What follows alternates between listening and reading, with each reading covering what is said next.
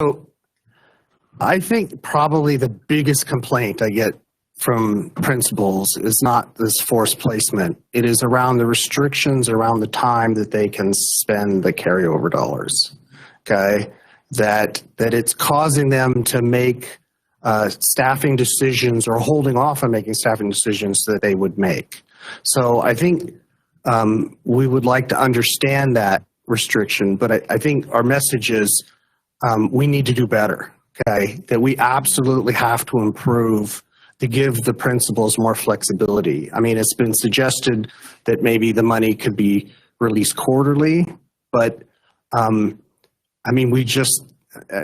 think if the district can't do something, I think the state board will attempt to do something. So there needs to be more flexibility around when principals can spend their carryover dollars. So Jason Goudie, for the record, as I just stated, the carryover will be provided when we provide spring allocations. That's the first time that the school principals have the ability to see their budget. So in January 15th of 2022, under NRS 388G, we're required to provide the estimated budgets for the following school year, which means the 2022-2023 school year. So when we present the budgets for the next go around, the next budgets for next year, which starts January 15th, they will have their carryover estimates. Again, carryover doesn't exist till the end of the year, so we're going to provide estimates based off the prior year amount, which totals about $205 million that will be included in the budgets that are provided to schools in their spring allocations, and we'll be able to begin hiring for those positions at that point. Sorry, can I jump in again? So at what point? Because what we're hearing is that it's October. Okay. When can they spend their carryover? When will they know? Because, I mean, they sort of know that they don't have the staff, right? They know they're using these long-term substitutes. So they know that they have these dollars. So telling them they have it is, I don't think going to surprise them, but when can they spend it? Because I think what they want to do is they want to start hiring in the spring for the next year. And they're telling us this is a huge restriction on them. So if that's not the case, we need to know it. If it is the case, we need to fix it. Member Newbern, I feel like I'm going to jump in here for a second. I feel like you guys are just talking over each other a little. So what, and you could correct me if I'm wrong, but what Mr. Goudie just said, that they are fixing that and changing it as of next year. So as of next year, the budgets will include carryover dollars that can be spent immediately. So this year will be the last year that they did not know when their carryover dollars would come in. Am I correct? Yes, Madam President. So this is Member Newman. So it becomes a moot point. So we've already got a victory. Yay! Yes. So I apologize. I was trying to say I'm complying with what you want immediately and try to move on. So okay, yes. So apparently the principals are unaware of this because this is a big complaint. Because so I see a lot of heads nodding behind you. So thank you, State Board. We've solved this. We'll move on to the next problem, I guess. Okay, so next question is going to come from me. I would like to hear more about the SLAs. So again, coming from the perspective of a business person, right? And I want to kind of explain for the folks in the room that aren't number junkies and business people. There is very good reasons for some stuff to be bought centrally from an economies of scale perspective. So food, transportation, books, potentially, those kinds of things. However, there's also, and this is something we discussed a lot while I was on the Community Implementation Council, there's also very good reasons for schools to buy some stuff directly and or negotiate with the school district on the things that services that the school district is delivering. So I'll give you one of my favorite examples. And since Moapa's in the room, you'll completely understand this. Landscaping, right? So it might make a lot more sense for Moapa to contract with a local contractor that they have direct access to, direct contact with, to do the landscaping for their schools. It might make more sense for Valley High School to negotiate the contract with central office to have the maintenance crew from CCSD handle the landscaping. However, the piece that I feel like we expected to happen that hasn't happened.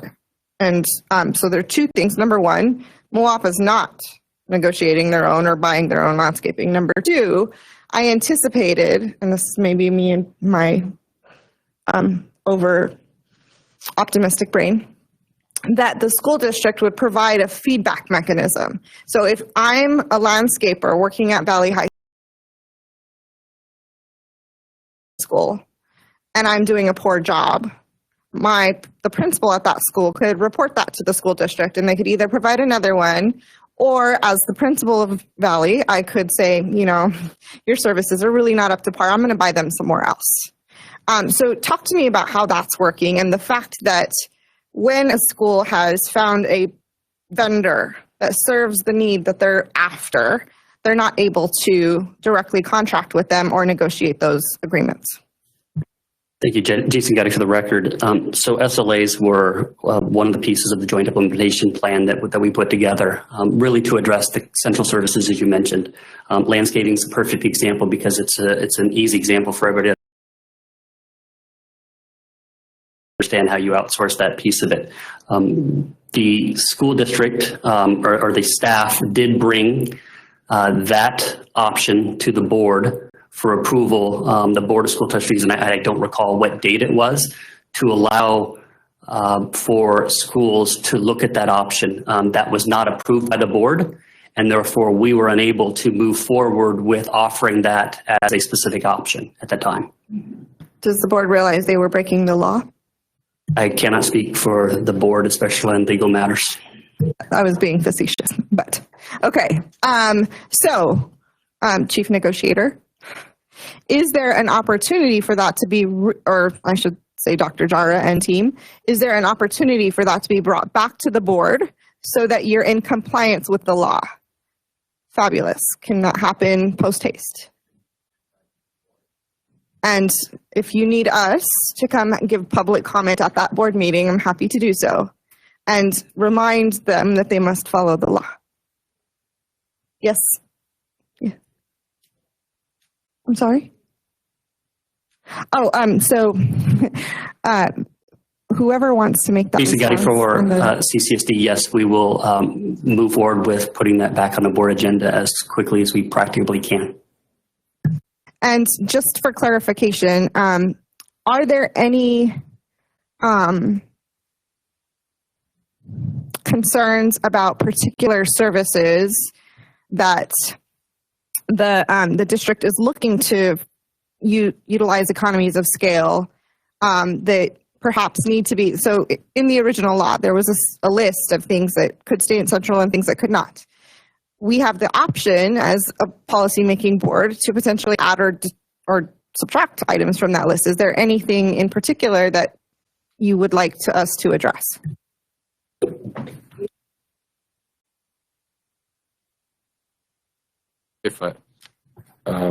Superintendent Jar, for the record, our priority, as I mentioned from the beginning, curriculum and instruction, professional development that's delivered centrally. Those are the top three to really move student achievement forward, which is something we're looking at and doing, obviously, with the funding that's coming in. So it's instructional materials for the classroom, professional development, and we have our partnership because the state board has approved the MAP growth, and we follow that lead as well. So that's also for us. That's also purchased centrally. Those are, for me, the priorities. We'll go back and analyze and look at everything else. As Mr. Goudie mentioned, some of the other things that we can look at, and obviously to give some authority and really in supporting of our building principles. Thank you so much. I'm going to set a deadline that this is addressed prior to the start of the next school year on a board agenda. If not, we will take action on our own. Okay, any other questions or comments from the board? I'm going to start with Member Dockweiler at the end. Member Dockweiler, for the record, thank you. So my question was very similar to what you had mentioned about the service level agreements, and I think that that's positive movement forward that we can readdress that, because it seems completely ridiculous that there's no option to reject a service that the school doesn't need. Or if they have a vendor to select something that might be better for their individual communities and schools. Like we had heard from Sylvia Lazos earlier, it can come down to an equity issue with our special education students.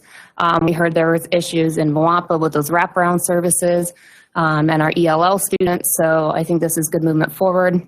On a similar note, are there options for schools to select products and services not on the approved list? How can we facilitate a process to expand that to include better or different offerings for our schools? So maybe if someone could address maybe what that might look like. So Jason Goudie for the record. So our team, from a purchasing perspective, does a lot of exactly what you just talked about, is continually looking at new vendors as well as different products, but there's a lot of compliance components that we have to consider as well. And so we try and balance those two pieces. So they are, from a purchasing perspective, I know they do receive questions and comments, and they look at different options, but they are under a somewhat prescriptive methodology of ensuring compliance with either requirements of the district and or legal requirements, as well as the other components of trying to ensure that we get cost-effective products at the same time. So it's a balancing act, but yes, they're continuing to evaluate that. So follow-up question then, if Moapa wanted to hire a service out near their community, would it have to go through the vendors list through CCSD, or could they just hire somebody directly? And Jason Goudie for the record, our vendors have to be through the approved list for a number of different reasons, through background checks and other legal requirements that we have to ensure we comply with. Okay, thank you. Okay, Member Hughes? Absolutely. Okay, Member Cantu.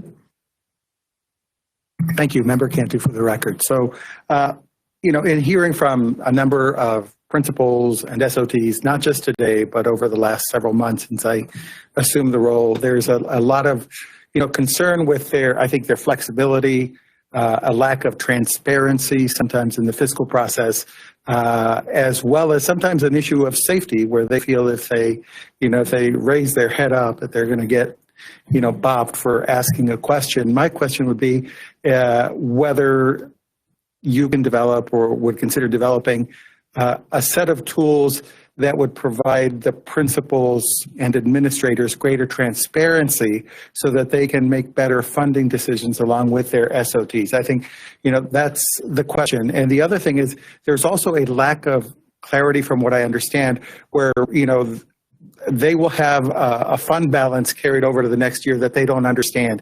A Rancho or a Valley will have $18,000, and then an elementary school will have, several $100,000. And the principals are rightly confused. They don't know where they stand, and therefore it's very hard for them to make decisions. So in terms of, with the infusion of federal funds, I don't know, if tools could be developed, dashboards, other things, where principals and administrators and SOTs would have that transparency and ability to make real on-time competitive decisions. So Jason Goudie for the record. So there's a couple answers. Yes is the overall answer. We're working on, our new HCM system. Hyperion's our budget system. It is a lot more robust than our prior system, and we have put a lot of trainings out as well as information to principals, and we're continuing to work with principal groups on suggestions on how to improve those. So we will continue to do that. And then additionally, we are looking as a district at some dashboard kind of data type piece. I just met with some people just to kind of get we're very early in the process, but the same sort of concept, right? My concepts are around funding. We don't have the ability to look at every source of funding that a school gets, Title I, Title II, SB 170, and put it all in one bucket and then see how that gets spent. That's just not there. So yes, we are working towards that and have that in our sights, but it's a little bit off, but yes is the overall answer. Thank you. I'm sure that the principals and administrators are heartened to hear that. We'll look forward to have it. Thank you. Member Ortiz, for the record, I'm going to ask a follow-up on that. When it comes to budgeting and distribution of dollars, how do we avoid the winners and losers comment ever again? So the comment was taken out of context, and it was about the fact that we only have one set of, it was a response to his comment that we have a set amount of funding that we get. And if we are going to redistribute it similar to the way that the pupil-centered funding plan does, especially around ELL and at-risk students, some schools are going to gain and some schools are going to lose at times, right? Just in the short term. We know that the pupil-centered funding formula is going to drive a better result overall from a funding perspective. But when you take, instead of funding students that just happen to be at schools that are allocated funds, and you actually address the needs of all those students, the amount per student goes down, and some schools are going to gain funds and some schools are going to lose funds. Okay, thank you for that clarification, and I would appreciate maybe watching your language in the future. So I would like to point out, not that anyone in this room needs to know that a lot of the reasons some of these things are happening, especially around carryover dollars and trying to save those dollars for stability purposes, is because we're not funded properly. So I want to make sure you all understand that we're not putting blame on you. This is not personal. This is a state issue that has not been resolved by our legislature, right? If we were funded appropriately, schools would not feel the need to save and be frugal and budget for the next 3 years so that they could start another program or pay for student fees. Shocker. All of those things would go away and we could actually focus on doing the right thing for kids. So I just want to be clear that we all understand that. We're just trying to ensure that the language we use, the message we send, the way that we communicate with our community is student outcome focused and positive. That's all. Are you ready, Mr. Hughes? Member Hughes for the record, thank you. So I have sort of two questions, and so I'm going to flip them because I think one builds on that. So one of the things that sort of strikes me is we're talking about a lot of technical fixes, which I understand we need to do because that is the way systems work. That's the way the law works. Totally get that. Totally makes sense. I'm also, though, thinking just about the culture, the adaptive changes that we all need to make as a system. So I'm a former principal, and I appreciate the principals today talking about their focus wanting to be laser-like on student outcomes and sort of what they can do and sort of having that autonomy with accountability. I think about an example I had where I was in that situation where I had sort of complete autonomy, probably too much autonomy in some cases. I had to replace carpet in one of my classrooms. So I was like calling contractors, trying to figure out who to do all these like bids with. And the thing that was nagging at me is every single minute I was spending doing that was a minute I was not in a classroom, that I was not giving feedback to a teacher. And to me, that seems like a bigger culture shift. Now, certainly your school environment that plays a big role in your culture, and indirectly impacts student achievement. There's a bunch of things that principals should care about. But to me, it seems like the bigger conversation is how do we make sure that we are focusing on autonomy of the right things and spending time in the most efficient way, knowing we have limited. So I'm just curious, like, if you all have thoughts, because you've thought about this for a while, like how do we collectively as a state, as a system, shift so that is the culture? And we are thinking about sort of how we're spending our time. We'll fix the technical things, but I think that is sort of not the root issue of what's actually going on with sort of what we're hearing today.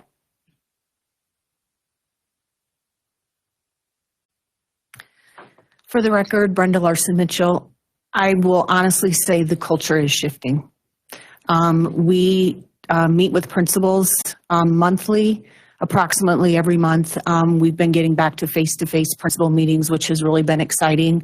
Dr. Jara addresses our principals. He talks about standards. He talks about assessments. He talks about grade reform. There's definitely an instructional focus from our superintendent with a focus on students. And so our principal meetings are focused on curriculum instruction and assessment, and the shift is turning. In May, we shared 8 expectations for leaders in our district. They're about high expectations for all students, all adults with the supports that they need, that we're one team, we're CCSD, that we work with all stakeholders with integrity and respect, that we are instructional leaders, and I can't remember the other 3, but making the right decisions for every kid, that we're student-centered. So our culture is shifting, so we're focusing on the right work. And are there things we as a board or even outside of CCSD could be collaborating on around that? Because it's bigger than just CCSD, right? Like it's about how we orient to this work. Brenda Larson-Mitchell, for the record, I think President Ortiz brought up the funding the funding issue. I mean, that's an issue. We're strategically looking at our ESSER dollars and how we can focus in on the supports that our students need and that our educators need to be successful with our students. Also, just appreciate the conversations and the questions today, focusing on students and focusing on instructional leadership, that is our focus because it is about kids. We have to come together as a community because our kids in this community are depending on us as adults to come together and lead and make the right decisions for them.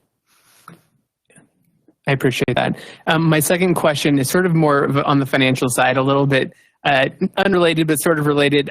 We heard from some rural school leaders earlier today, and I'm wondering how y'all are thinking about that, knowing there's a subset of rural schools within the district. Like, when you think about the purchasing, like, are there specific things we should be thinking about clarifying or regulating that are specific to rural communities? Because certainly those needs are different. And even if you have autonomy, the parameters and guide rails around that autonomy still like probably need to look different. So like, how should we be thinking about the rural set of schools? Because we heard a lot from them and some of the challenges with funding. Thanks, Goudie, for the record. So I think there's a couple of things. One is, I know that we mentioned the pupil-centered funding plan and how it addresses, we used to have a necessarily small school and a small district, and they combined it, which was somewhat beneficial to Clark County School District. Do I think it addresses all of these challenges? No, but I don't think anybody thinks this was going to be the permanent fix. There's a commission that I sit on that will continue to look at those sort of items. The AB 469 or NRS 388G still has the rural proportionality requirements in it. And I worked very hard when I first got here with a community of rural, a community group from the rural group, as well as with Superintendent Canavero and Deputy Superintendent Roger Raming at the time to define the rural schools. We pretty much had that kind of definition, so we just more kind of codified that component to it, and the proportionality of it, which was really the 2017 was the base, and it was defined as you take the per pupil funding for each of those rural schools as a percentage above the average for the district in totality. And as Mr. Paul mentioned earlier, the amount for Moapa at the time was 136.91% above the average. And so when we calculate the funding for every one of those public or rural schools, we have to consider that proportionality, and we do. And we make sure that they meet at least that. We fund them just like they would under the model.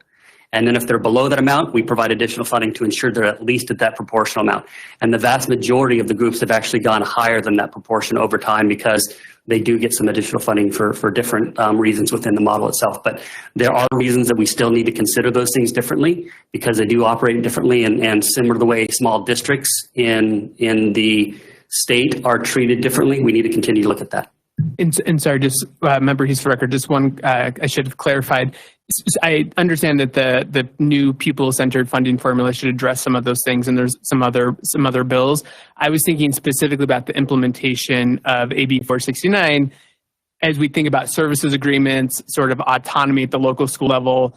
Are there specific, could we or should we be thinking about schools in rural communities, the set of things you have autonomy over, what those services agreements, what has to be vetted, what not? Should there be a difference there, or could there be in the negotiations? Is that sort of part of the conversation? So just to get it for the record, I'll answer possibly. I think they should need to be considered individually, and if an SLA makes sense that, or some outside service could be different, I think we need to consider that, right? So I don't think it's a universal yes or universal no. I think it's on an individual basis based off the need of the school and the district and how it complies with all the laws. President Ortiz, for the record, Dr. Daly, I see you back there. Would you like to address that most recent comment? Please come up.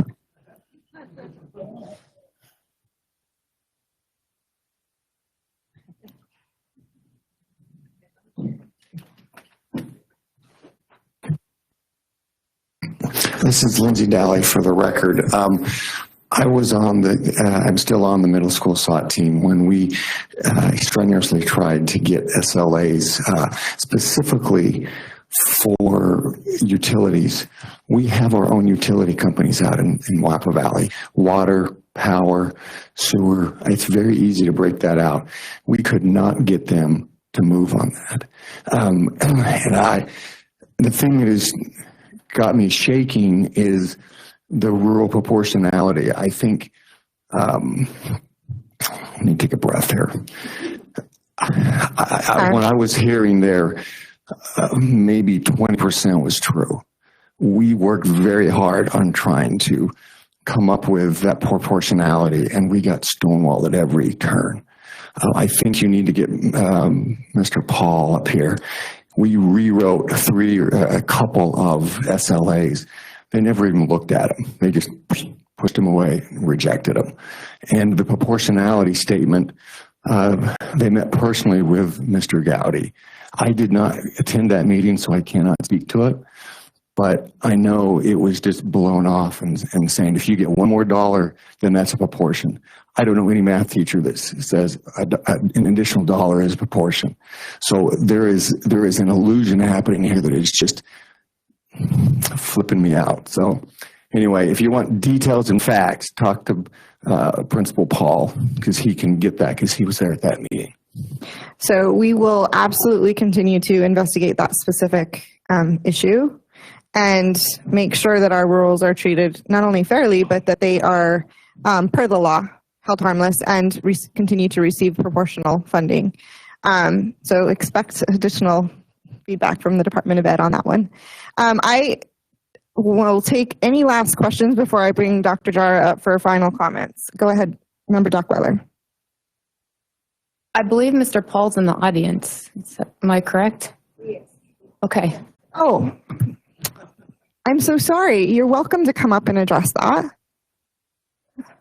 That is the whole point of a public forum. I apologize. Names are not my strong suit. I'm a numbers girl. Tell me your birthday and I'll remember it. Ken Paul, principal at W. Magdalene Middle School. I still get a little nervous with all of this, but we did work really hard because we are a big believer.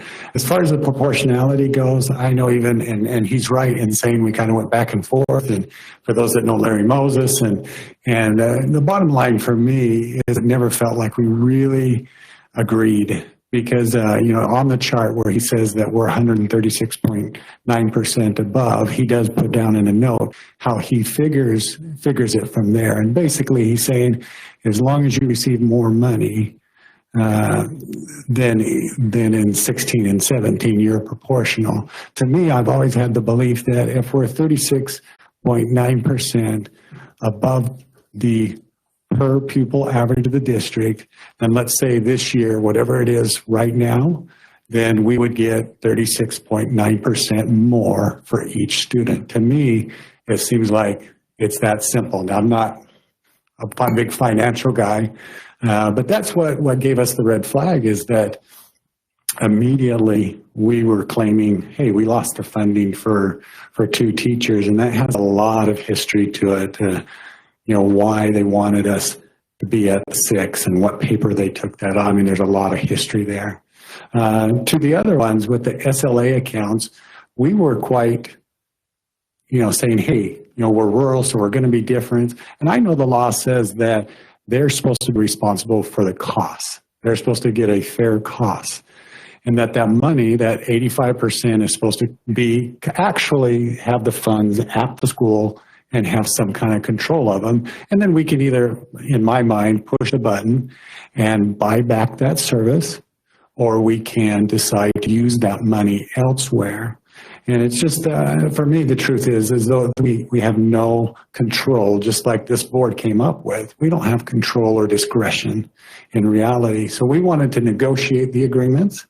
And again, nothing...